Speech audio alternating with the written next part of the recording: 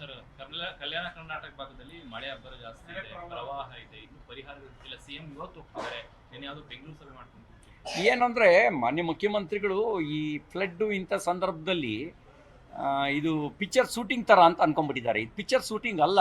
ಈ ಮೂವಿ ಶೂಟಿಂಗಲ್ಲಿ ಮುಂಚೆ ಎಲ್ಲ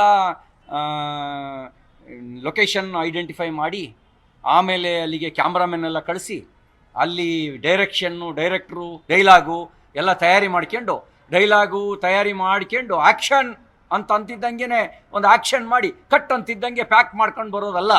ಇದಕ್ಕೆ ಸಂವೇದನೆ ಇರಬೇಕು.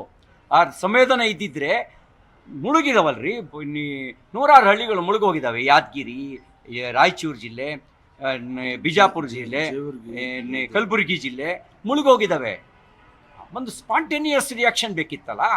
ನನಗನ್ಸುತ್ತೆ ಮುಖ್ಯಮಂತ್ರಿಗಳು 2ನೇ ಬಾರಿ ಮುಖ್ಯಮಂತ್ರಿ ಆದಮೇಲೆ ಸಂವೇದನೆ ಸತ್ತೋಗಿದೆ. ಅವ್ರ ಸರ್ಕಾರದಲ್ಲೂ ಸಂವೇದನೆ ಸತ್ತೋಗಿದೆ.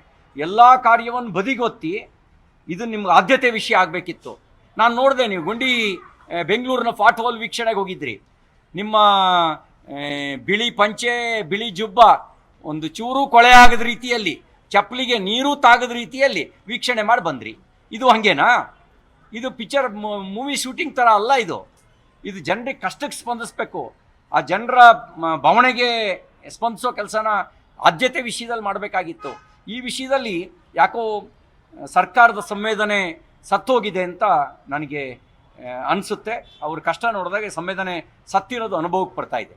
ತಕ್ಷಣ ನೀವು ಯುದ್ಧೋಪಾದಿಯಲ್ಲಿ ಪರಿಹಾರದ ಕ್ರಮವನ್ನು ಕೈಗೊಳ್ಳಬೇಕು ಅಂತ ನಾನು ಆಗ್ರಹಿಸ್ತೇನೆ.